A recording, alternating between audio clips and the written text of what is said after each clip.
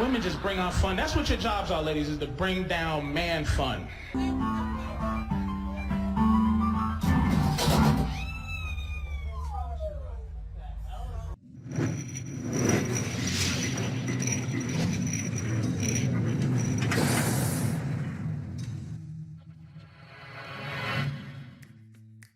Guys, what's going on? Hey, welcome to the men's room. Let's get right into it. For context for this first clip, the discussion at the Fresh and Fit table is sperm donors and if anybody could actually come after the donor to receive monetary support for the child. Even though Myron is correct, they do have you fill out forms. But as you see later on in the second example, these forms can be overturned. Athletic kids. Yeah, I guess. But yeah, like, no, I would. I knew a guy that did it in college, and he used to do it for money. But like, dude, I mean, yeah, I don't think I'd be able. How much money do you make? Not much. Like $5? Yeah, it's like a couple $100. But the paperwork protect people from like being like, hey, this is your baby. Like, yeah, there's something where like he's not obligated to deal with any type of. That would be crazy. Yeah. And I think the women that come in and get that sperm donor, they understand that too. Yeah, and you can't go after the individual that, provided this. Back in 2009, William Murata from Kansas saw an ad on Craigslist from a lesbian couple. The lesbian couple wanted to get pregnant and they were looking for a sperm donor. Well, Murata wanted to help them out, so he did offer 3 cups of his sperm, not cupfuls, but 3 cups of his sperm to the lesbian couple so they can use it for artificial insemination. Well, the lesbian couple did use the sperm and they did become pregnant and they had a little girl in December of 2009. Now, 5 years later, unfortunately, the couple separated and one of them got extremely sick and they needed help financially to raise their daughter. So they petitioned the state to get some sort of governmental assistance so they can take care of their child. Well, in the process of doing so, the state of Kansas ruled that the sperm donor is actually the one who is financially responsible for the child, even though he signed paperwork indicating that he would not be financially responsible or have any parental responsibility whatsoever. So this did go to court, and the Shawnee County District Court Judge Mary Mativi has said that, no, sorry, since you did not go to a physician and do the artificial insemination that way, you will be responsible for the financial well-being of this child. No! God, please, no! No! And here's another example of unjustified child support payments with our boy Tom Leykis in this interview on this talk show. I'll leave the link to this talk show in the description box or in the comments below. I suggest you take a look at it. It is a great interview. Audience. Beth, you had a question about something going on in this state. What's that, Beth? Okay, I want to know, how did you find out about the law in the Washington state about step-parents? And does that apply to both male and female Because step-parents? you say don't date single moms if you live in Washington State. Yes, especially in Washington State. I mean, I recommend that to men everywhere, but especially in Washington State. Wait a second. Yeah. What? Really? Yes, because we found a loophole in the law. We found it from a caller. A caller called my show one day and said that he was paying child support for a child that wasn't his. I said, how do you know? Did you take a DNA test? He says, no, I know for a fact I'm not the father. I started dating this woman. She already had the kid. And when we split up, the judge came to me and said, well, you bonded with the kid. You were there for Christmas and Thanksgiving and birthdays and what have you. So now you have to pay child support.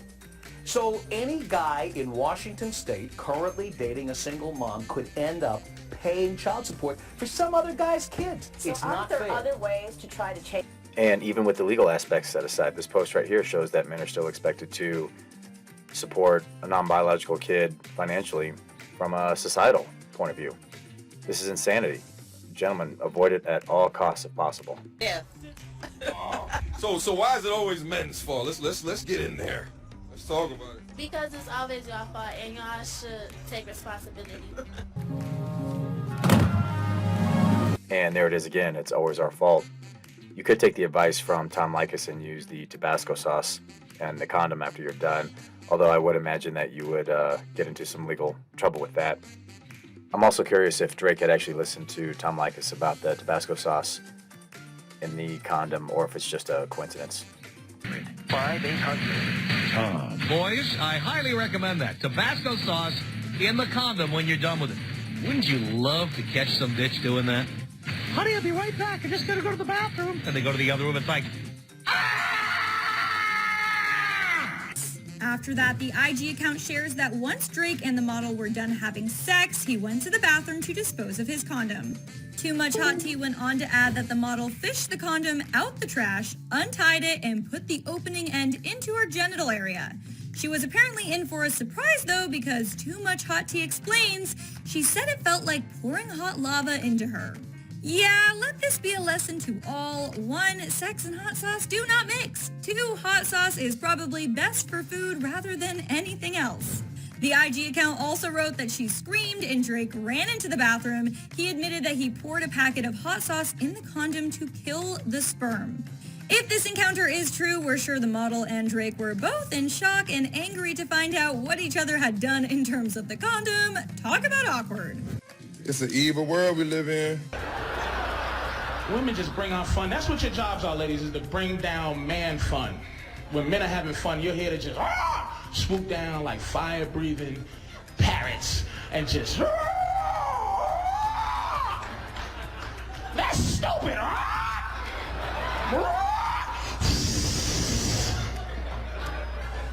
Burn up our fun.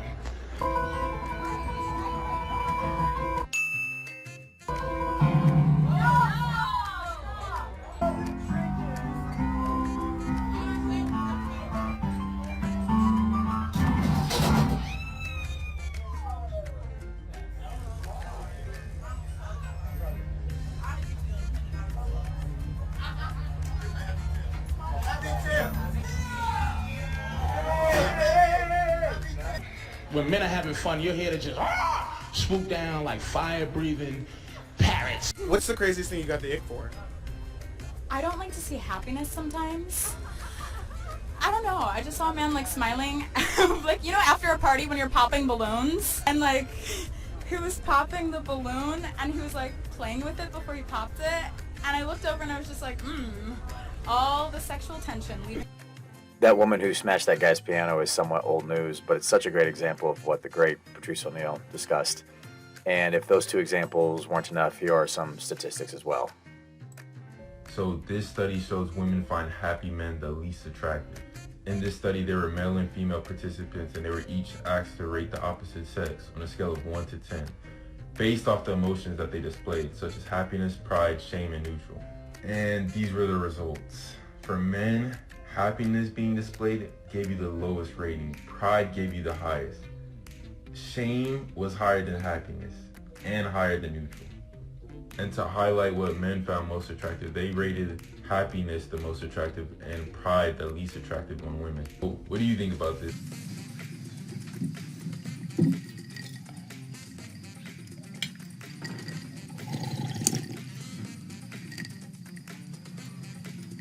We do appreciate your time and participation here in the men's room.